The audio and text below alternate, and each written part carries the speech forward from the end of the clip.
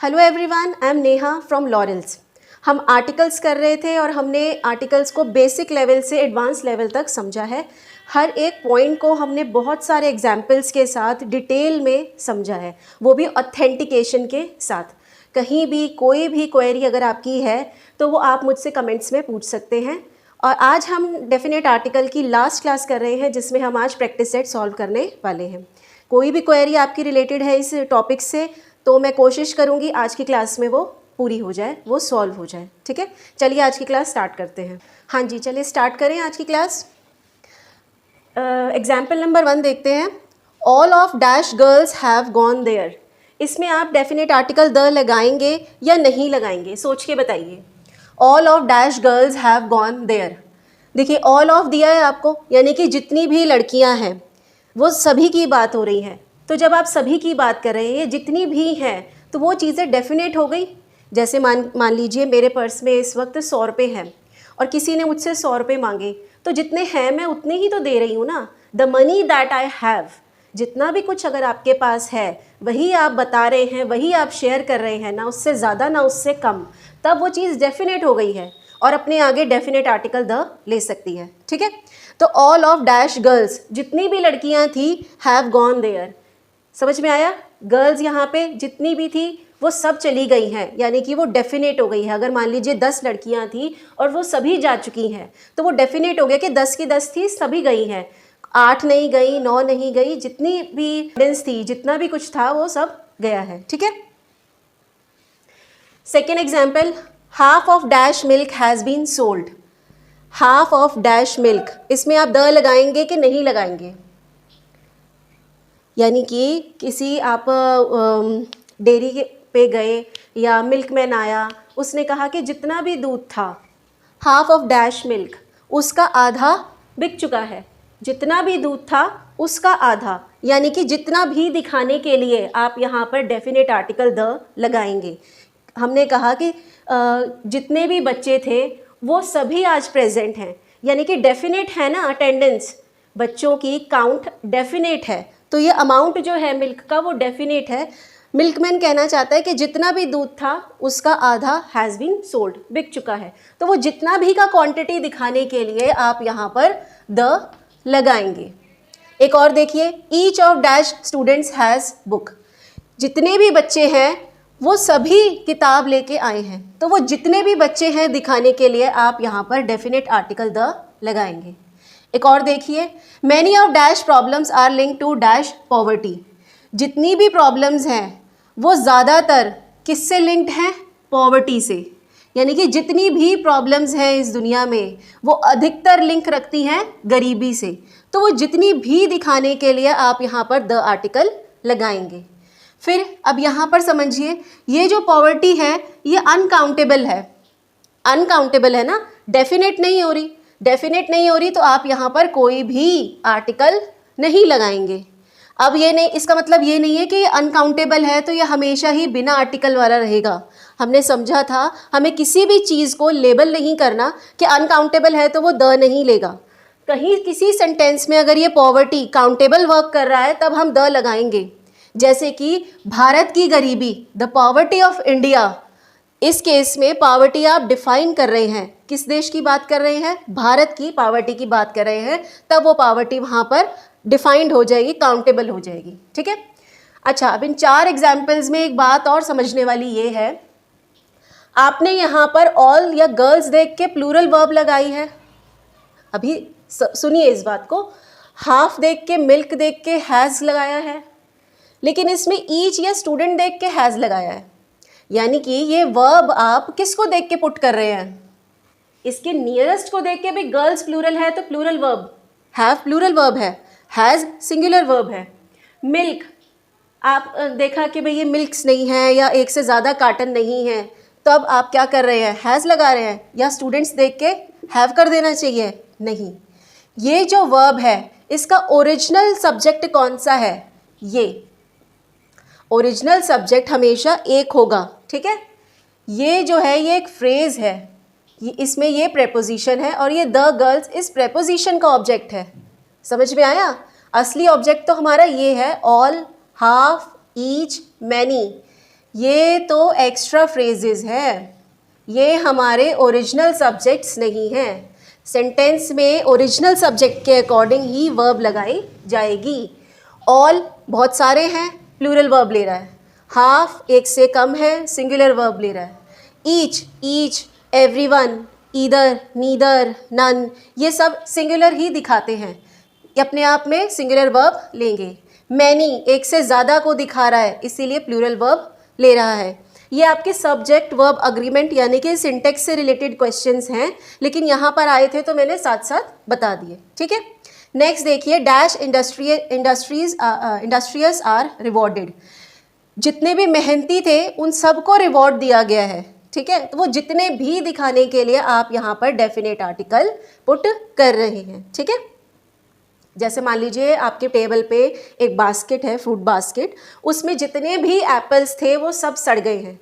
तो वो जितने भी एप्पल्स दिखाने के लिए, द एप्पल्स या the fruit in the basket, ये दिखाने के लिए, जितना भी दिखाने के लिए आप यहाँ पर डेफिनेट आर्टिकल पुट करेंगे, ठीक है। नेक्स्ट देखिए, of Delhi and Mumbai which city is dash hotter. हमने समझा था कि कंपैरिजन दो तरीके से और होते हैं। जैसे मैंने कहा रीमा इज़ टॉलर दैन सीमा, इसमें इज़ टॉलर वाला वर्जन तो हम स्कूल में पढ़ के आए हैं, लेकिन कंपैरिजन के दो और वर्जन्स हमने अपनी पिछली क्लास में सीखे थे। नहीं देखे हैं आपने, प्लेलिस्ट अवेलेबल है, प्लीज़ देखें, कॉन्सेप्ट वहाँ से बिल्ड हो जाएगा, ठीक है। तब हमने ये समझा था कि कंपैरिजन वाले भी ऐसे दो वर्जन्स हैं जब वो अपने आगे द लेते हैं। एक देखा था जब आपको ऑफ द टू वाला स्ट्रक्चर दिखाई दे, और एक देखा था जब आपको साइमल्टेनियस इंक्रीज या साइमल्टेनियस डिक्रीज दिखाई दे।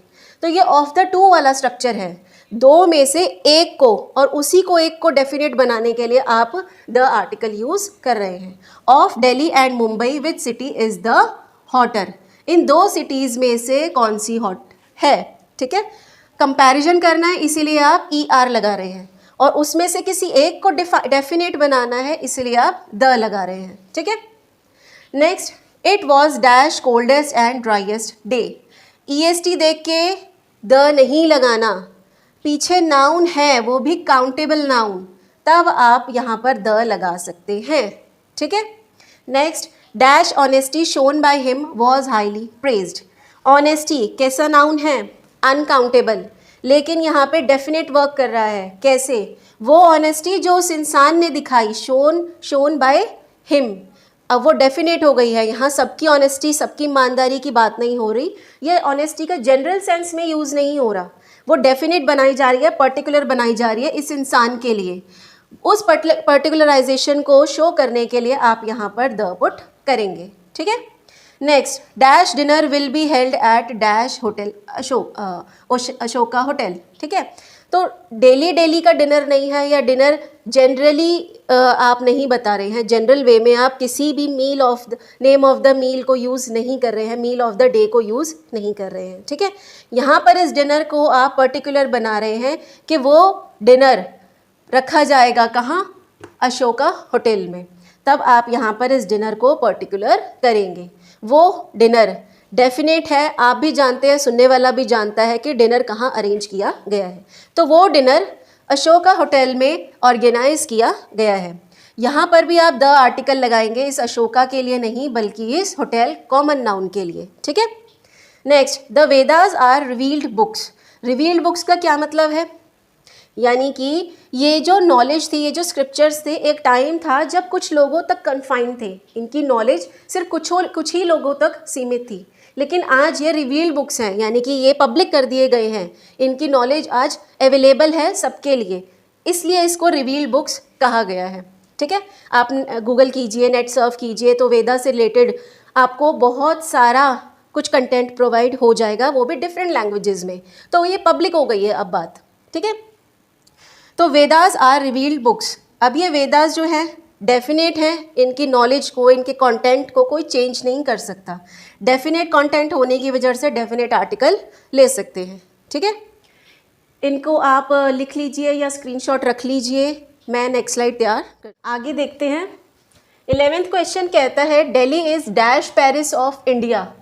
हमने ऐसा एग्जाम्पल इंडेफिनिट आर्टिकल पढ़े थे तब भी किया था, कश्मीर इज़ अ स्विट्ज़रलैंड या Kashmir is the Switzerland of India, कौन सा ठीक है? हमने ये पिछली क्लास में भी समझा था और जब इंडेफिनिट आर्टिकल किए थे तब भी समझा था।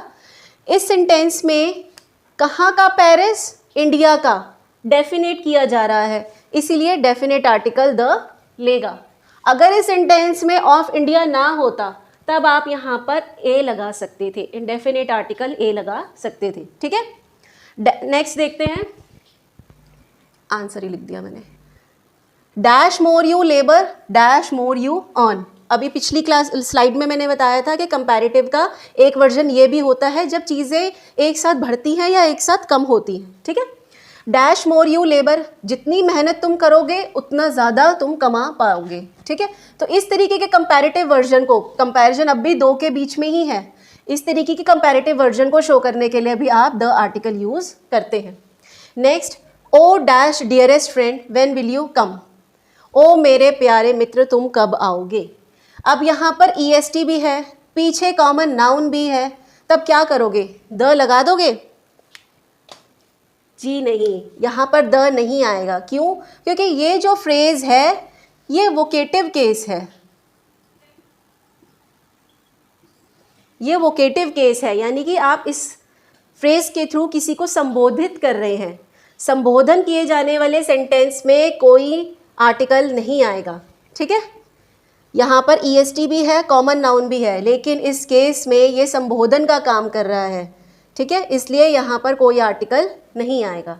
इसी तरीके का एक और एग्जाम्पल है, कम हेयर डैश बॉय। सामने अब आप देख भी रहे हो कि आप किस बच्चे को आने के लिए कह रहे हैं। डेफिनेट हो जाने के बाद भी कोई आर्टिकल नहीं रहेगा क्योंकि ये वोकेटिव केस है, ठीक है। अब यहाँ पर ये ना कंफ्यूज करके आना, गलत करके आना कि सामने बच्चा होगा उसी को बुला रहे होंगे ना तो डेफिनेट हो गया, नहीं। देख रहे हैं आप कि ये वोकेटिव केस है, किसी को संबोधित किया जा रहा है, बच्चे इधर आना, आप प्लीज़ इधर आना, ठीक है। Next, dash ladies and gentleman, ये भी किसी को संबोधित करने के लिए ही कहा जाता है, प्यारे भाइयों और बहनों। आई हैव टू से अ लॉट टू यू, मुझे आपसे बहुत कुछ कहना है। तो ये फ्रेज वोकेटिव है, संबोधन के लिए यूज़ किया गया है, कोई आर्टिकल नहीं लेगा। Next, cloth is sold by dash metre. A metre लगाएं जो इंडेफिनिट आर्टिकल की क्लास में पढ़ा था, या द मीटर लगा दें? द मीटर लगाया जाएगा क्योंकि आप यहाँ पर उसकी दर बता रहे हैं, या फिर किस हिसाब से, सॉरी दर नहीं, किस हिसाब से कपड़ा बिकता है मार्केट में, मीटर के हिसाब से बिकता है, ठीक है। तो आप जब किसी चीज़ का मेजरमेंट वो कैसे वर्क करता है जब वो बताते हैं तब द लगाएंगे।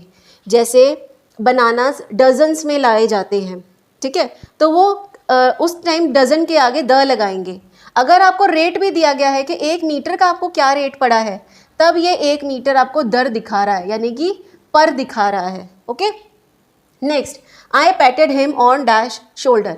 किसी भी बॉडी पार्ट को शो करने के लिए आप डेफिनेट आर्टिकल द लगाएंगे, लेकिन अगर वही बॉडी पार्ट किसी भी तरीके के पोजेसिव वर्ड के साथ आपको दिखता है, पोजेसिव मतलब कि जिन वर्ड्स के थ्रू आप अपना पोजेशन दिखा रहे हैं, अधिकार दिखा रहे हैं, ये पेन मेरा है तो इसमें मेरा वर्ड क्या है? पोजेशन है, पोजेसिव वर्ड है। Raise your dash right hand, अपना राइट हैंड उठाइए, ठीक है। तो इस केस में जब आप योर राइट हैंड कह रहे हैं, अपना दिखाने की कोशिश कर रहे हैं, तब आप पोजेसिव वर्ड यूज़ कर रहे हैं, उस केस में कोई आर्टिकल नहीं आएगा, ठीक है। इसी तरीके से the brick hit dash John's face, possession दिखा रहे हैं किसके चेहरे पे, ये जो जॉन के पीछे ये लगा है ये पोजेशन शो कर रहा है, जिसका मतलब है का की के, ठीक है, का की के। लेकिन अगर ये ऐसे लिखा हो, इसको आप कहते हैं अपोस्ट्रोफे एस, इसको अपोस्ट्रोफे एस नहीं कहेंगे, इसको कहेंगे रेज्ड कॉमा एस, क्योंकि ये कॉन्ट्रैक्शन है किसका? इट इज़ का, इट वॉज का, इट हैज़ का, ये इसकी शॉर्ट फॉर्म है, कॉन्ट्रैक्शन है। यहाँ कोई कॉन्ट्रैक्शन नहीं है, ये अपोस्ट्रोफे एस शो कर रहा है का के की को, लेकिन ये रेज्ड कॉमा एस शो कर रहा है इज़ को, वॉज को या हैज़ को। इन दोनों में डिफरेंस है, ठीक है। तो इसमें पोजेशन कहाँ शो कर रहा है? ये जॉन्स शो कर रहा है। तो पोजेशन शो करने वाला अगर कोई भी वर्ड सेंटेंस में दिया है तब कोई आर्टिकल आप नहीं लगाएंगे। Next, dash French were defeated dash German. हमने देखा था बहुत सारी कंट्रीज़ ऐसी हैं जहां लोगों को भी उसी नाम से जाना जाता है प्लस उनकी लैंग्वेज को भी उसी नाम से जाना जाता है। जैसे रशिया में लोगों को भी रशियन कहा जाता है और उनकी लैंग्वेज भी रशियन है। इस एग्जाम्पल में फ्रेंच वर्ड डिफीटेड, अगर किसी लैंग्वेज के साथ, किसी लैंग्वेज नेम के साथ आपको आर्टिकल लगा मिल जाए तब वो वहाँ पे लोगों को शो कर रहा है, नेशनैलिटी शो कर रहा है। अगर किसी लैंग्वेज वर्ड के साथ या लैंग्वेज नेम के साथ आपको आर्टिकल नहीं मिलता तब वो वहाँ पे उस लैंग्वेज को ही दर्शाता है। अब लैंग्वेज ने एक दूसरी लैंग्वेज को हरा दिया, क्या फ्रेंच लैंग्वेज ने जर्मन लैंग्वेज को हरा दिया? नहीं। तो वहाँ लोगों को शो करने के लिए आप द आर्टिकल लगाएंगे। ठीक है, नोट डाउन कीजिए। ओके, नेक्स्ट 21st एग्जाम्पल क्या कहता है देखते हैं। ही टर्न डैश पॉलिटिशियन। इस सेंटेंस को पढ़ के आप क्या मीनिंग निकाल पा रहे हैं? ही turn dash politician, engineer, doctor, speaker, कुछ भी लगा सकते हैं। इसका मतलब ये आ रहा है कि इसमें जो टर्न है हमें बता रहा है कि वो कुछ बना है। उसने पॉलिटिशियन को टर्न नहीं किया, घुमाया नहीं है।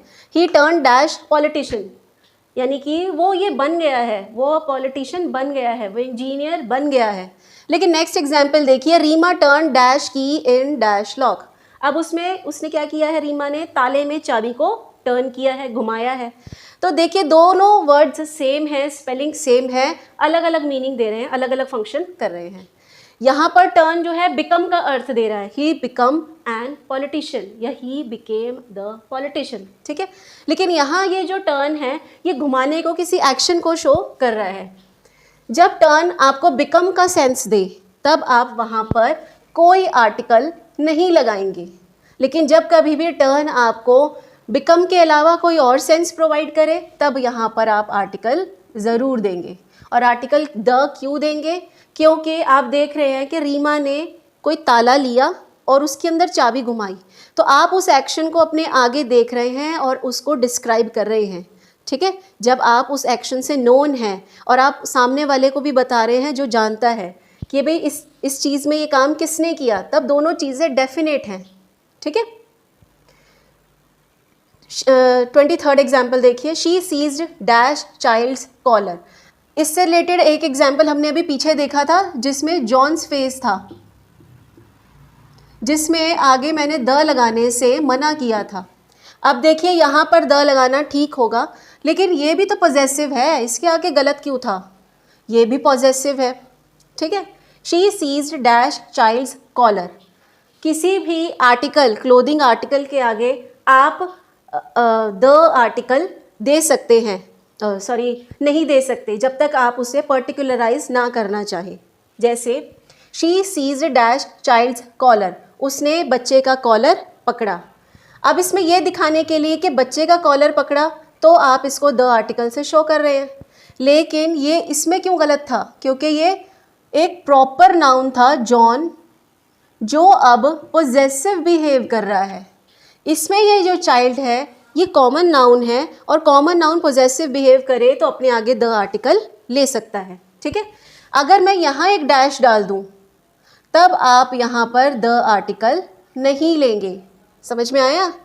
क्यों? क्योंकि आप किसी भी क्लोथिंग आर्टिकल को नॉर्मल यूज़ कर रहे हैं तब आप वहाँ पर कोई आर्टिकल नहीं लेंगे। लेकिन जब आप उसको पर्टिकुलरली बताना चाहें, किसी भी सेंस में पर्टिकुलर करना चाहें, डेफिनेट करना चाहें, तब आप द आर्टिकल दे सकते हैं। जैसे she seize the child by the collar, उसने बच्चे को कॉलर से पकड़ा। अब आप यहाँ पर डेफिनेट कर रहे हैं कि कॉलर का उसने क्या एक्शन किया। यहाँ पर ये एक्शन डेफिनेट नहीं था। She seize the child collar, बच्चे का कॉलर पकड़ा। अगले में है बच्चे को कॉलर से पकड़ा। समझ में आया डिफरेंस? यहाँ पर इस कॉलर को आप डेफिनेट बना रहे हैं, पर्टिकुलर बना रहे हैं इस एक्शन को। तो या तो द लगाइए या हिज लगाइए। द लगाएंगे तो हिज नहीं आएगा, हिज लगाएंगे तो द नहीं आएगा, क्योंकि हिज क्या करता है? पोजेशन शो करता है, और पोजेशन शो करने की वजह से ये द आर्टिकल नहीं लेगा। इस केस में ये अलग था, ये प्रॉपर नाउन पोजेसिव बिहेव कर रहा था। प्रॉपर नाउन पोजेसिव बिहेव करे तब आप आर्टिकल द नहीं लगाएंगे, कोई भी आर्टिकल नहीं लगाएंगे। Next, mister Pandey is at dash work. हमने देखा था कि कुछ वर्ड्स ऐसे हैं अगर वो अपना प्राइमरी फंक्शन सॉल्व कर रहे हैं तब कोई आर्टिकल नहीं लेंगे। स्कूल प्राइमरी फंक्शन है पढ़ना पढ़ाना, हॉस्पिटल प्राइमरी फंक्शन है ट्रीटमेंट देना, वर्क प्राइमरी फंक्शन है प्लेस ऑफ वर्क या वो बिल्डिंग जहाँ आप काम करते हैं। तब आप कहना चाह रहे हैं मिस्टर पांडे अपनी काम की जगह पर हैं, कोई आर्टिकल नहीं लगेगा। लेकिन जब आप वर्क को कॉन्क्रीट ना दिखाकर एब्स्ट्रैक्ट दिखाना चाहते हैं, कोई आइडिया दिखाना चाहते हैं, तब द आर्टिकल लग सकता है। पेंडिंग तो इसमें एडजेक्टिव है। The pending work is yet to be finished. ये जो वर्क है ये एक आइडिया है, एक कॉन्सेप्ट है, ठीक है, एब्स्ट्रैक्ट है। इस केस में ये वर्क आर्टिकल लेगा, ठीक है। लेकिन प्लेस ऑफ वर्क दिखाने के लिए कोई आर्टिकल नहीं लगाया जाएगा। नेक्स्ट, आगे फिर से टाउन आ गया। अगर आप अपने टाउन अपने घर की बात करते हैं तो आर्टिकल नहीं देंगे। वहीं आप किसी और के घर के किसी और के टाउन की बात करते हैं तब आर्टिकल देना होगा। We go to dash town to buy vegetables. अब सोच के बताइए, सब्जियां खरीदने गए हैं, शॉपिंग करने गए हैं, तो आप किसी और के शहर या किसी और की मार्केट जाएंगे या अपनी मार्केट जाएंगे, ठीक है। तो अपने शहर अपनी मार्केट जाएंगे तब कोई आर्टिकल नहीं देना। यही चीज़ अगर आप किसी और की प्लेस में कर रहे हैं तब आर्टिकल शो किया जाएगा। नेक्स्ट, हमने ये चीज़ कोई भी मील नेम, कोई भी मील ऑफ द डे हमने कब डिस्कस किया था, जब इंडेफिनेट आर्टिकल पढ़ा था कि कोई भी मील नेम अगर आप जनरल यूज़ कर रहे हैं, breakfast is the first day of the meal, तो ये ब्रेकफास्ट एक आइडिया है, आप उस टाइम कंज्यूम नहीं कर रहे, कोई कॉन्क्रीट चीज़ नहीं है आपके सामने। इस टाइम इस सेंटेंस में ब्रेकफास्ट सिर्फ एक आइडिया है, एक जनरल स्टेटमेंट यूज़ किया जा रहा है कि नाश्ता दिन का पहला खाना होता है, ठीक है।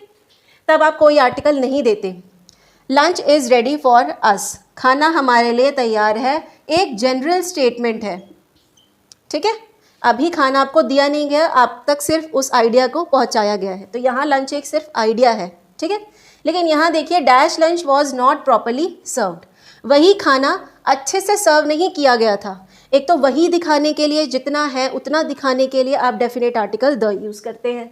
और एक और रीज़न है कि आप द लगाकर इस लंच को डेफिनेट बना रहे हैं कि जो लंच आपने दिया था ये अच्छे से सर्व नहीं किया था, ठीक है। तो यहाँ कोई नहीं आएगा आर्टिकल क्योंकि जनरल स्टेटमेंट है, लंच एक आइडिया है। लेकिन यहाँ लंच एक तो आपने कॉन्क्रीट तरीके से उनको सर्व भी किया था, प्लस आप डेफिनेट बनाना चाह रहे हैं कि वही लंच जो अभी हमने कंज्यूम किया है या जो अभी सर्व किया गया था वो प्रॉपरली सर्व नहीं था, ठीक है। Next, dash rich should keep dash poor. Rich, poor, disable, डम, डेफ, ये एडजेक्टिव्स हैं, किसी इंसान के लिए यूज़ किए जाते हैं। लेकिन अगर आप इनके आगे द लगा दें तब ये उस कम्युनिटी को या लोगों को शो करने लगते हैं। द रिच का मतलब है अमीर लोग, द पुअर का मतलब है गरीब लोग, द डेफ का मतलब है वो लोग जो सुन नहीं सकते, द डम का मतलब है वो लोग जो बोल नहीं सकते, ठीक है। तो इस केस में ये जो द रिच है ये लोगों को शो कर रहा है कि अमीर लोगों को गरीब लोगों की हेल्प करनी चाहिए। इस केस में आप यहाँ पर नाउन नहीं भी देंगे तो भी चलेगा क्योंकि ये ऑब्वियस है, अमीर गरीब इंसान ही होंगे, कुत्ते बिल्ली नहीं होंगे, ठीक है। Next, Bhavna is dash more beautiful of the two sisters. यहाँ पर मैंने सही of the two sisters, comparison अब भी दो के बीच में ही है, लेकिन स्ट्रक्चर कौन सा चल रहा है, ऑफ द टू वाला। ऑफ द टू वाला स्ट्रक्चर ये कहता है कि कंपैरिजन दो के ही बीच में होगा, लेकिन इस वक्त आपको जो भी कंपैरेटिव डिग्री है उसके आगे द लगाना पड़ेगा क्योंकि आप इसमें से एक को डेफिनेट बनाना चाह रहे हैं, ठीक है। हाँ जी, यूज़ नंबर 31 रीड कीजिए। यूज़ नंबर 31 क्या कहता है, dash gold is an expensive metal. ये हमने इंडेफिनेट आर्टिकल पढ़े थे तब किया था, डेफिनेट आर्टिकल में मैंने रिपीट नहीं कराया है। जब किसी भी मटेरियल नाउन की बात जनरल सेंस में हो रही है तब वो आर्टिकल नहीं लेगा, लेकिन जब उसी मटेरियल नाउन की बात आप पर्टिकुलर वे में करना चाह रहे हैं तब वो अपने आप डेफिनेट बन जाएगा। जैसे इस सेंटेंस में गोल्ड एक एक्सपेंसिव मेटल है, ये एक जनरल स्टेटमेंट है, कुछ प्रूव करने की ज़रूरत नहीं है, सारी दुनिया जानती है, ये एक यूनिवर्सल स्टेटमेंट है। तब इस केस में ये अपने आगे कोई आर्टिकल नहीं लेगा। लेकिन यहाँ ये जो गोल्ड है, gold you bought last year, आप इस गोल्ड को डेफिनेट बना रहे हैं, पर्टिकुलर बना रहे हैं कि वो सोना जो तुमने पिछले साल खरीदा था वो नकली निकला है। तब आप यहाँ पर वो सोना, उसे, जितना है ये सब दिखाने के लिए चीज़ें डेफिनेट हो जाती हैं, तब द आर्टिकल लगा सकते हैं। Next, dash wisdom is a gift of dash God. मेरे ख्याल विजडम वाला पार्ट तो आप कर लेंगे, गॉड के आगे द लगेगा कि नहीं लगेगा। देखिए विजडम, ज्ञान, समझ, ठीक है, ये एक एब्स्ट्रैक्ट है, एक आइडिया है, ठीक है, एक कॉन्सेप्ट है, एक आइडिया है, एक बिलीफ है। तो ये अभी एब्स्ट्रैक्ट है, प्लस एब्स्ट्रैक्ट है इसका मतलब ये नहीं कि ये आर्टिकल कैरी नहीं कर सकता। इस वक्त ये जो विजडम है ये आइडिया है और एक जनरल सेंस में बोला जा रहा है। Wisdom is a gift of God, विज्ञान जो है, समझ जो है, ये तो भगवान की देन है, कृपा है, ठीक है। तो उस केस में आप इस विजडम के आगे कोई भी आर्टिकल नहीं लगाएंगे। लेकिन गॉड, ये भी तो एब्स्ट्रैक्ट है, ये भी तो एब्स्ट्रैक्ट है, कोई कॉन्सेप्ट है, आपका बिलीफ है ये, ठीक है। तब आप यहाँ पर क्या लगाएंगे, द लगाएंगे कि नहीं। अब हर एक कम्युनिटी के या हर एक रिलीजन के अकॉर्डिंग भगवान अलग अलग है, ठीक है। जैसे हमारे हिंदू रिलीजन में भी बहुत सारे भगवान हैं, कोई राम को मानता है, कोई कृष्ण को मानता है, कोई शिव को मानता है। तो उस केस में ये जो है ये गॉड नहीं, ये डेटीज़ कहलाएंगे, ये देवी देवता हैं और इनको आप काउंट करते हैं। लेकिन गॉड, ईश्वर एक ही है, ठीक है, कोई एक हेड है जो इन सभी डेटीज़ को फंक्शन करवाता है, ठीक है। तो ये डेटीज़ अलग अलग हैं लेकिन वो पावर एक ही है, एक पावर हाउस एक है, उसके ट्रांसमीटर्स या कहें कि पावर सब पावर हाउस या कहें बैटरीज वो अलग अलग है। तो इस केस में ये जो गॉड है ये एक है, ठीक है, डेफिनेट है, द आर्टिकल कैरी कर सकता है। लेकिन यहाँ पर अगर डेटी आ जाता, जैसे Hindu religion has many deities, तो यहाँ पर ये जो बहुत सारे डेटीज़ आ गए, तब आप यहाँ पर द आर्टिकल नहीं लगाएंगे, ठीक है। Next, dash wisdom of Solomon, English में सोलोमन कहते हैं, हिंदी में सुलेमान, इज़ फेमस। भाई सुलेमान का जो ज्ञान था, समझ थी, समझदारी थी, वो फेमस थी, जन प्रसिद्ध थी या जग प्रसिद्ध थी। तब आप इस विजडम को डेफिनेट बना रहे हैं इस सोलोमन की वजह से, इस सुलेमान की वजह से, ठीक है, कि ये किंग था, एक एम्परर था, उसका ज्ञान, उसकी समझ, उसकी समझदारी फेमस थी, ठीक है। नेक्स्ट, कुछ ऐसी टर्म्स हैं, कुछ ऐसे एब्रीवेशंस हैं जिनको आप एक साथ प्रोनाउंस कर जाते हैं। जैसे आप इसको अलग अलग नहीं बोलते, UNICEF नहीं कहते, यूनिसेफ कह देते हैं, इसको यूनेस्को कह देते हैं और इसको नाटो। तो ऐसी जो एब्रीवेशंस हैं किसी ऑर्गेनाइजेशन की जिसको आप इकट्ठा बोलते हैं, अलग अलग ब्रेक करके नहीं बोलते, उस केस में ये कोई आर्टिकल नहीं लेता। लेकिन वहीं किसी इंस्टीट्यूशन के नेम को या किसी ऑर्गेनाइजेशन के नेम को आप शॉर्ट फॉर्म में एब्रीवेट करके बोलते हैं, प्लस हर एक लेटर को अलग अलग प्रोनाउंस करते हैं, तब ये द आर्टिकल कैरी करता है। द UN कहा जाता है, अन नहीं। द CBI कहा जाता है, द RBI कहा जाता है, द SBI कहा जाता है, ठीक है, RBI, हर एक लेटर को अलग अलग बोल रहे हैं आप। लेकिन यूनिसेफ, आप एक पूरे वर्ड को बोल रहे हैं, आप इस पूरे को एज अ वर्ड प्रोनाउंस कर रहे हैं, ठीक है। नेक्स्ट, फिर से वाटर, वाटर ये एक मटीरियल नाउन है, पानी, नींबू पानी बना लेते हैं आप, रसना बना लेते हैं, कोई स्क्वॉश बना लेते हैं, ठीक है। तो इस केस में वाटर क्या है, मटीरियल नाउन है। और इस मटीरियल नाउन का जब जनरल सेंस में यूज़ हो रहा है, water is necessary for life, तो कोई आर्टिकल नहीं लेगा। लेकिन आप कह रहे हैं कि वाटर ऑफ द रिवर, यानी कि इस नदी का पानी, या जिसकी चर्चा चल रही है उस नदी का पानी गंदा है, इस केस में ये जो है ये डेफिनेट है, ठीक है, इसी नदी का पानी गंदा है। तो इसी नदी को दिखाने के लिए द, और इसी का ही पानी दिखाने के लिए द वाटर, ठीक है। Dash cricket is a popular game, ये शायद मैंने पिछली क्लास में कवर करा दिया था कि स्पोर्ट्स नेम के साथ बुक्स लिखती हैं आर्टिकल नहीं लगाएंगे। क्यों नहीं लगाएंगे? अगर आप जनरल वे में स्टेटमेंट दे रहे हैं cricket is a popular game, A article इस गेम के लिए आया है, पॉपुलर के लिए नहीं। पॉपुलर यहाँ पे एडजेक्टिव है, क्वालिटी या डिस्क्रिप्शन दे रहा है गेम की, गेम कॉमन नाउन है, आर्टिकल ए ले सकता है। लेकिन क्रिकेट यहाँ पर एक जनरल सेंस में यूज़ हो रहा है कि ये गेम एक पॉपुलर गेम है, तो कोई आर्टिकल नहीं आएगा। लेकिन आप कहते हैं dash cricket of India, cricket कहाँ का, इंडिया का, डेफिनेट कर रहे हैं, पर्टिकुलर कर रहे हैं, डेफिनेटली द आर्टिकल कैरी करेगा। The cricket of India is world famous, जग प्रसिद्ध है भारत का खेल, ठीक है, नोट डाउन कीजिए। चलिए एग्जाम्पल नंबर 41 क्या कहता है, 5 men died in dash accident. इन 3 एग्जाम्पल्स को, इन 3 स्टेटमेंट्स को ज़रा पढ़ के देखिए। School reopens on dash 5th of April, इस वाले को भी। Father serious come soon. ऐसा नहीं लगता कि इसमें बात को शॉर्ट करके कहने की कोशिश की गई है, प्लस ये किसी स्टेटमेंट या किसी हेडलाइन की पार्ट लगते हैं, जैसे school reopens on dash 5th of April। ये बात किसी न्यूज़ में सुन सकते हैं आप, किसी पेपर की हेडलाइन में देख सकते हैं, हो सकता है बच्चे के स्कूल से कोई नोटिस आया हो, उसका पार्ट हो। तो जब भी ऐसी स्टेटमेंट्स किसी हेडलाइन का पार्ट हो, किसी आर्टिकल का पार्ट हो, या किसी न्यूज़ का पार्ट हो, किसी नोटिस का पार्ट हो, तो वहाँ शॉर्टेज होती है स्पेस की। जैसे टेलीग्राम होता है, टेलीग्राम में जितने वर्ड्स बढ़ते जाते हैं उतनी आपको पैसे पे करने पड़ते थे। तो टेलीग्राम जो था वो कम से कम वर्ड्स में लिखा जाता था, और उसमें जितनी भी अननेसेसरी चीज़ें थी, जैसे आर्टिकल, एसएमआर, उन सबको काट दिया जाता था और बात को बिल्कुल टू द पॉइंट लिखा जाता था। तो वही तरीका है कि जब भी कोई हेडलाइन होती है, एक तो वहाँ पर स्पेस की कमी होती है। न्यूज़पेपर में बड़ा आर्टिकल लिखाने के लिए, छपवाने के लिए आपको ज़्यादा पे करना पड़ेगा, वहीं छोटे से आर्टिकल के लिए आपको कम पे करना पड़ेगा। तो उस हेडलाइन को अच्छे से इलैबोरेट करके दिखाने के लिए, प्लस जगह की शॉर्टेज है, तो अननेसेसरी चीज़ों को रिमूव कर देते हैं।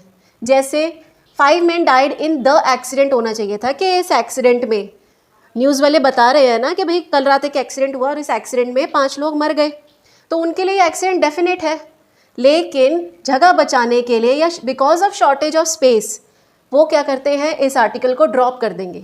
तो आप आर्टिकल नहीं लगाएंगे जब भी कहीं पे कोई हेडलाइन हो, कोई आर्टिकल आपको लिखना है, कोई रिपोर्ट आपको लिखनी है, या कोई नोटिस आपको लिखना है, या टेलीग्राम है, जहाँ पे आपको स्पेस सेव करनी होती है और ज़्यादा से ज़्यादा मैसेज पहुँचाना होता है।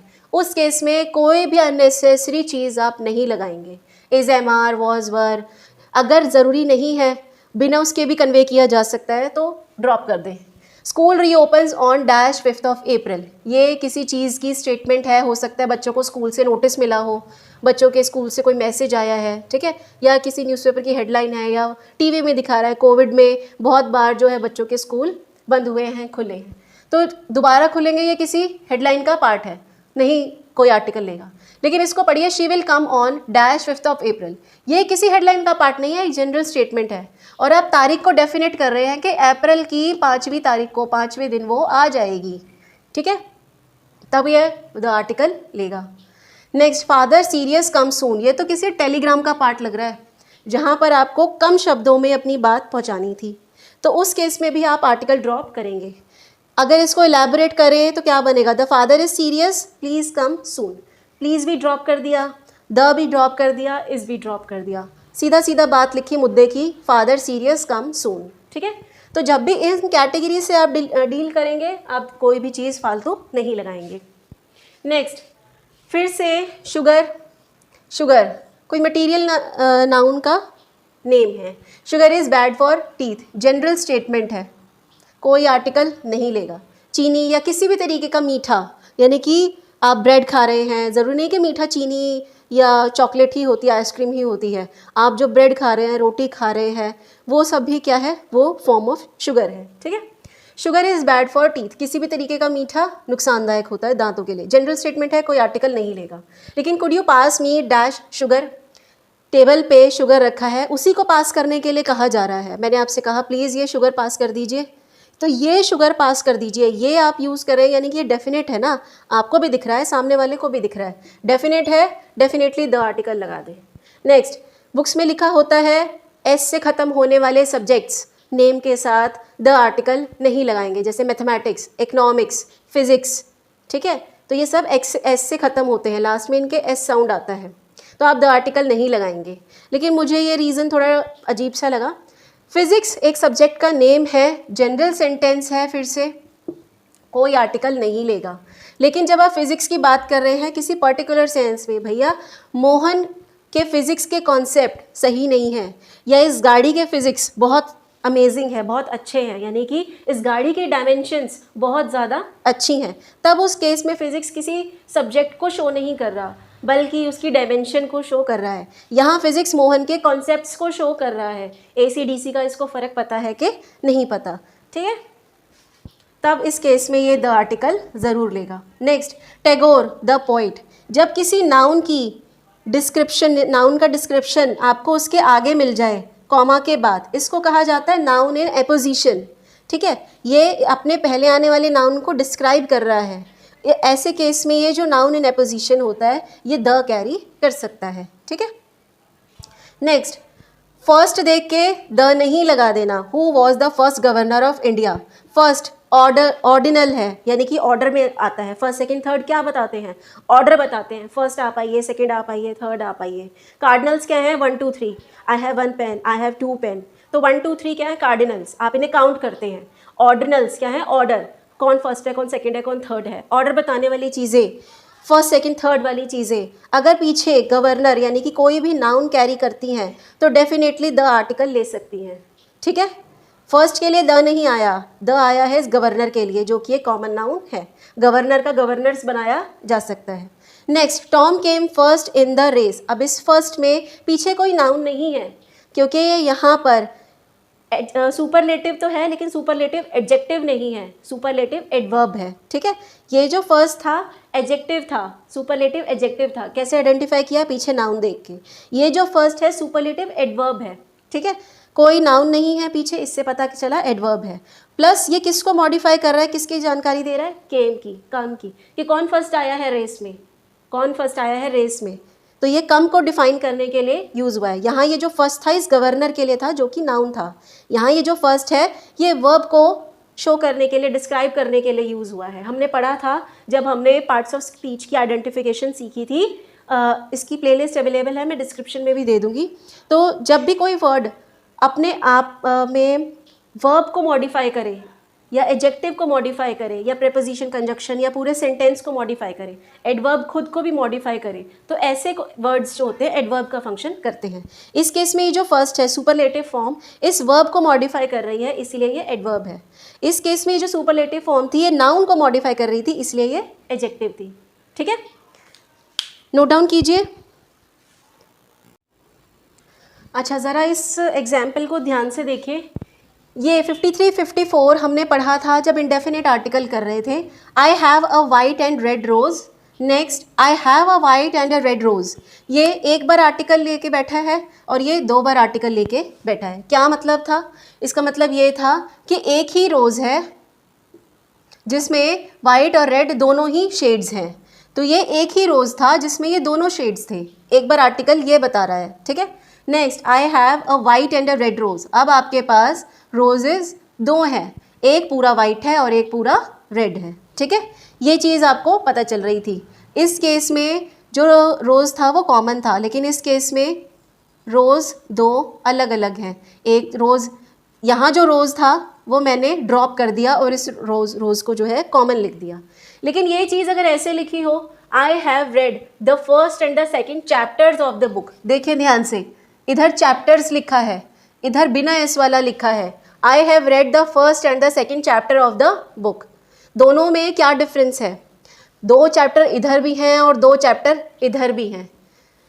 द लगा देने से एस हट गया है और द लगा देने से, एक बार द लगा देने से एस लग गया है। क्या दोनों के मीनिंग में कुछ फ़र्क है? अगर फ़र्क नहीं है तो एस के लगने से और ना लगने से क्या फ़र्क पड़ता है, देखिए समझेंगे। I have read the first and the second chapters. यहाँ चैप्टर्स आपको प्लूरल फॉर्म में दिख रहा है, इसका मतलब पहले से पता चल रहा है कि ये प्लूरल ही है, 2 अलग अलग चैप्टर्स हैं। और इसके पीछे जो चैप्टर था उसको रिपीटिशन से रोकने के लिए कॉमन करके यहाँ लिख दिया गया है। एक चैप्टर ये है और एक चैप्टर ये है, दोनों को कॉमन करके यहाँ पर लिख दिया गया है, इसलिए चैप्टर्स यूज़ किया है, ठीक है। यहाँ देखिए, I have read the first and the second chapter.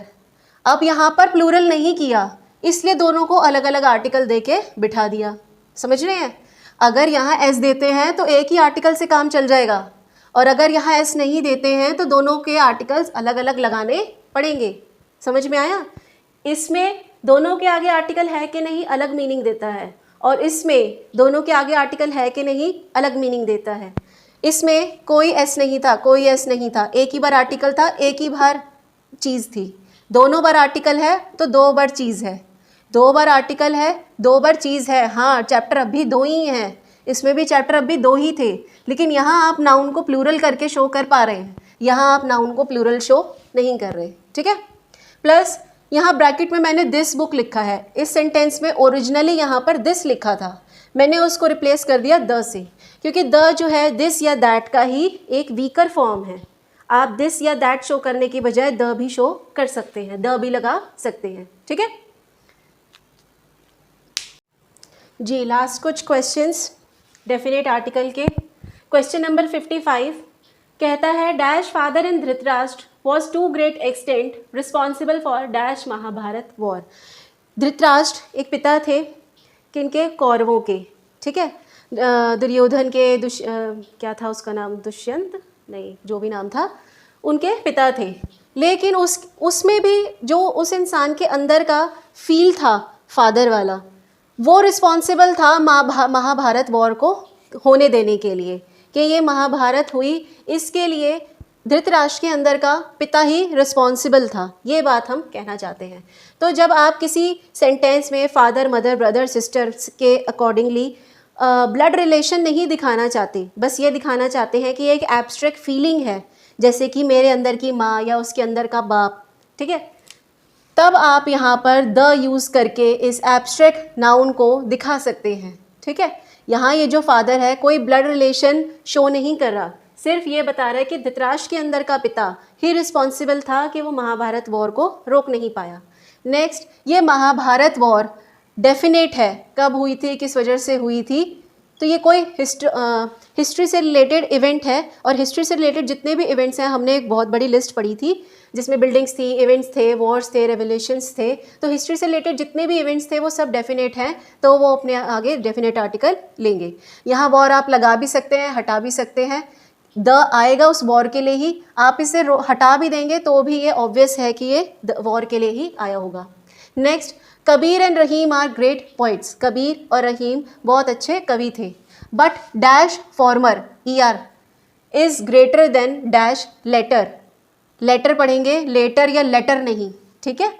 Kabir और रहीम बहुत अच्छे पोइट्स थे, लेकिन पहले वाला डेफिनेट हो गया दिखाने के लिए द, कि पहले वाला दूसरे वाले से ग्रेट था, पहले वाले को भी डेफिनेट बनाया है और दूसरे वाले को भी डेफिनेट बनाया है। Plus ER form, better, taller, stronger, shorter, ER वाली फॉर्म्स कंपैरिजन ही दिखाती हैं, कंपैरिजन ही दिखाती हैं, ठीक है। कंपैरिजन दिखा रहे हैं फिर से दो के बीच में, और पहले वाला कह रहे हो फिर से डेफिनेट कह रहे हो, बाद वाला कह रहे हो डेफिनेट कह रहे हो, तो द आर्टिकल लेगा। One of my friend lives in dash USA, United States of America, UK United Kingdom, इसी तरीके से USSR और सूडान और बहुत सारी नीदरलैंड्स, तो ये ऐसी कंट्रीज़ हैं जो अपने आगे द लेती हैं, किस वजह से, क्योंकि ये ग्रुप शो कर रही हैं। नेदरलैंड्स, ये दो वर्ड्स को ज्वाइन करके बनाया गया है, नेदर अलग वर्ड है, लैंड्स अलग वर्ड है, लैंड्स एक से ज़्यादा ज़मीन।